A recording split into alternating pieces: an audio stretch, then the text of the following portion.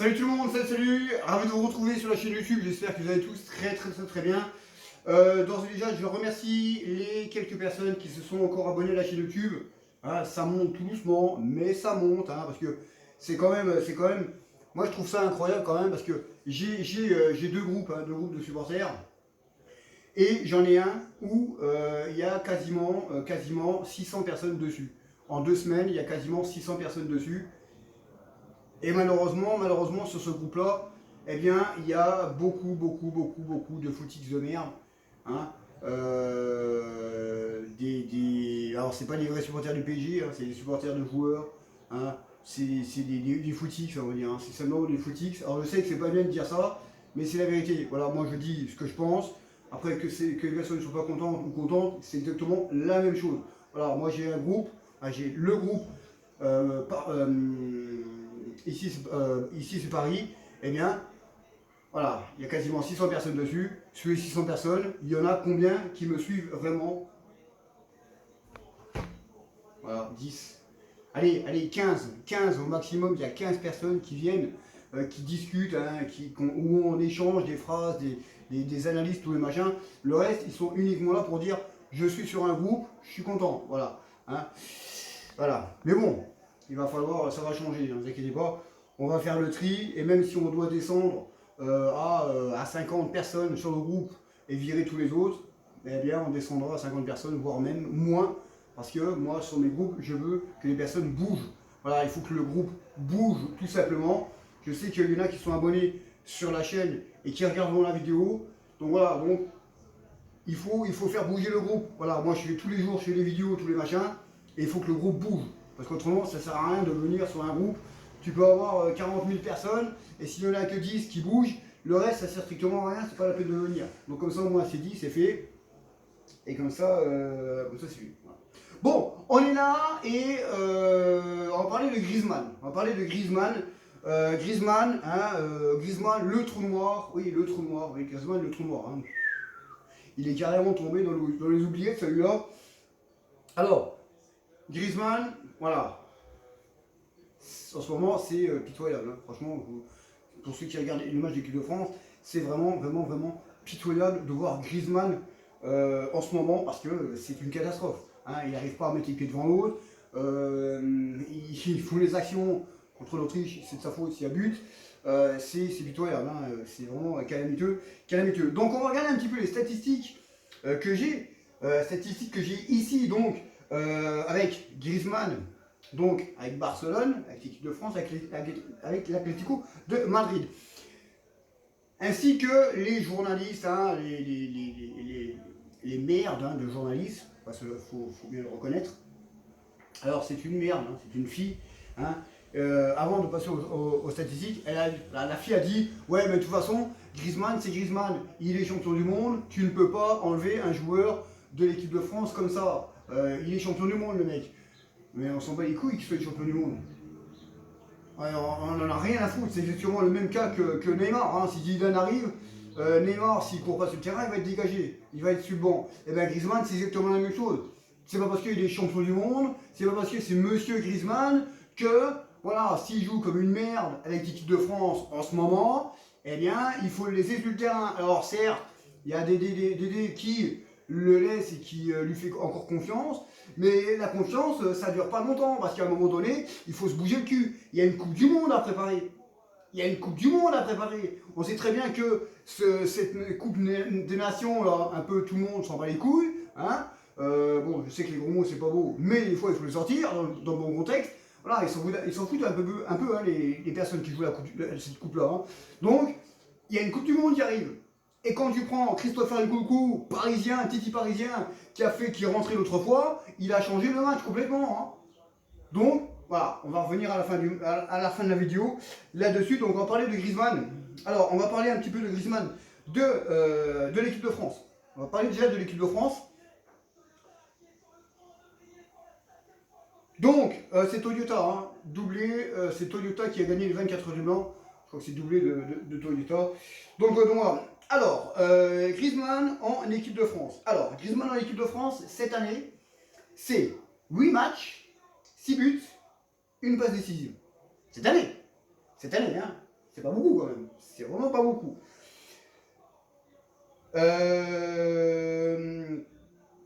À l'Euro, il a fait 4 matchs, un but. Voilà. 0 passe décisive. Et la dernière Coupe du Monde, donc en 2018, 7 matchs, 4 buts, 2 passes décisives. 2014, 5 matchs, 0 but, 0 passes décisive. Donc on peut voir déjà qu'en équipe de France, c'est pas un mec qui va révolutionner l'équipe de France. Hein, on voit sur les statistiques qui sont là, c'est que c'est pas top. En équipe de France, franchement, c'est vraiment pas top. À part en 2016-2017, où il a fait 10 matchs avec les éliminatoires de la Coupe du Monde. Il a fait 10 matchs, 4 buts, 4 passes décisives. C'est vraiment moyen pour un meneur de jeu. C'est vraiment moyen. Franchement, c'est vraiment moyen. Hein. C'est vraiment moyen. C'est vraiment petit. C'est vraiment petit hein, ce qu'il fait. Donc voilà. Maintenant, on va prendre avec l'Atlético de Madrid. Alors, l'Atlético de Madrid, cette année, Griezmann, c'est 26 buts, c'est 3 matchs. C'est 26 buts, c'est 3 buts, et c'est 4 passes décisives. Cette année. Donc, à l'Atlético de Madrid, hein, tout le monde attendait comme le Messi, le retour du joueur prodige. C'est pourri ce qu'il fait. C'est pourri. Hein. 26 matchs, 3 buts, 4 passes décisives. On est très très loin de 2018, 2017, 2018, 2019. Où là, il avait la dernière année, hein, qui était à l'Atlético de Madrid, il a fait 37 matchs, 15 buts, 9 passes décisives. C'est plutôt pas mal. Et on est encore très très loin. 2014-2015, la première année à l'Atlético de Madrid, c'est 37 matchs, 22 buts, une passe décisive. 2015-2016, c'est 38 matchs, 22 buts, 5 passes décisives. Donc on est très très très très loin. Et après ça descend. Hein. Après c'est 36 matchs, 15 buts, 16 buts. 2018, 32 matchs, 19 buts. Voilà, après c'est 15 buts. Et après c'est la catastrophe. Hein. Là ça a descendu à 3 buts. C'est quand même compliqué. En Ligue des Champions, Griezmann, c'est pas mieux. C'est pas mieux. Alors la meilleure en Ligue des Champions, c'est 2015-2016. 2015-2016 avec 13 matchs et 7 buts. Donc quasiment la moitié, donc une passe décisive, donc c'est plutôt pas mal. Mais là, cette année, c'est 9 matchs et 4 buts. C'est très très très très peu. En Ligue des Champions, c'est très très peu. Donc voilà, il va falloir que Griezmann se bouge le cul s'il veut garder sa place en équipe de France, hein, parce qu'autrement il va la perdre. Hein. Maintenant, on va parler avec le Barça. Griezmann avec le Barça, donc en Liga, 2019-2020, c'est 36 matchs, 35 matchs, 9 buts. La meilleure année qu'il a fait, c'est 2020-2021 avec 36 matchs et 13 buts et 7 passes décisives. C'est la meilleure année qu'il a fait au Barça. Hein, il a pris 4 cartons jaunes. C'est la meilleure année. Mais autrement c'est la dernière année qu'il était au Barça, c'est 3 matchs, 0 but. Voilà, parce qu'il a quasiment pas joué. Tout simplement.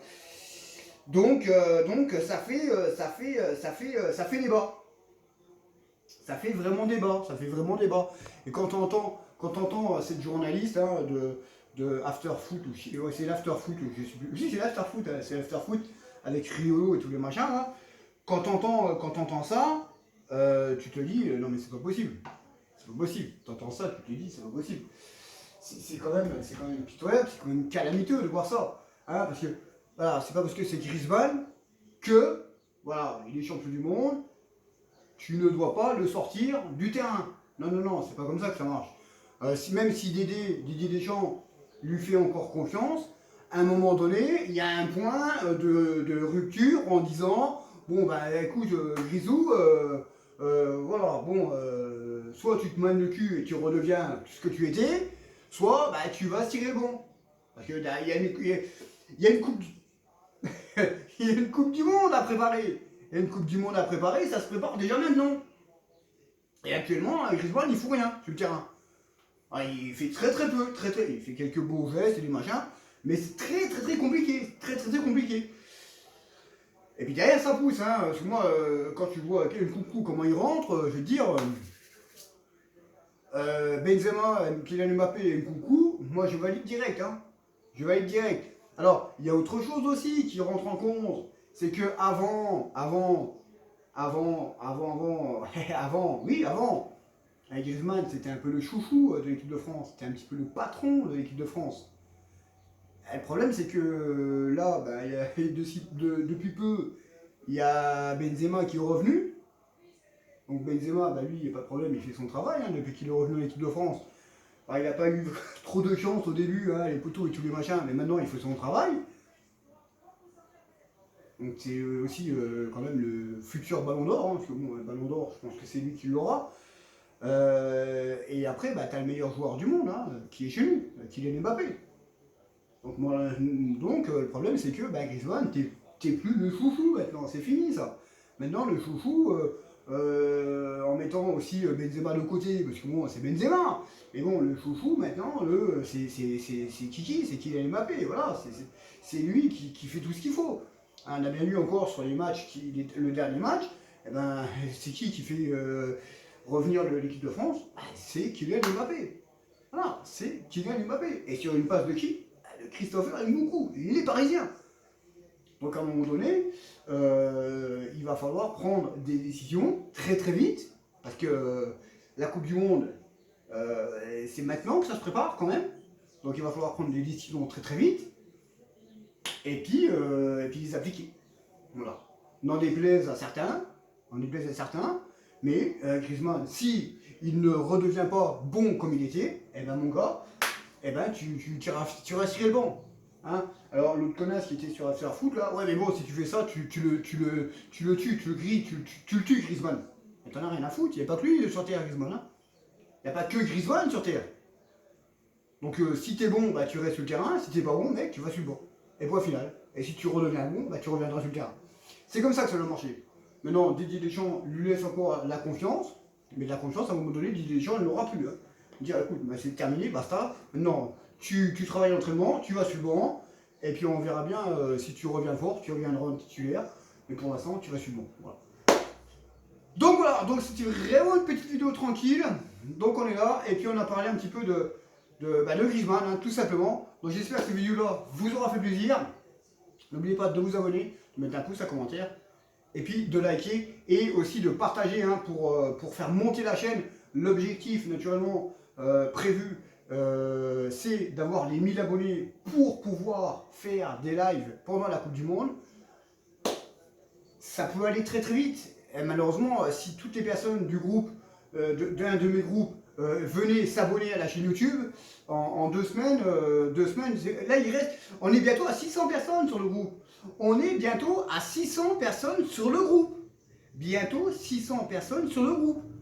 Donc si toutes ces personnes-là s'abonnent d'un coup à la chaîne YouTube, il nous restera 450 personnes en quelques mois. Et malheureusement, c'est des merdes. Oui, c'est des merdes, oui, c'est des merdes. Ils sont là, beaucoup ils sont là, en disant, bon bah voilà, je suis sur un groupe, super. Voilà, non, c'est pas comme ça. Donc on va essayer de voir un petit peu ce qu'on va faire avec ces gens-là. Et puis si on doit descendre même à 50, eh bien on descendra à 50. Et puis on reprendra, on prendra des vrais supporters, tout simplement. Donc sur ce, moi je vous laisse. Passez une bonne fin de dimanche. Et puis nous on se retrouve pour les prochaines vidéos sur la chaîne YouTube. Sur ce, allez, l'équipe de France naturellement. Ciao.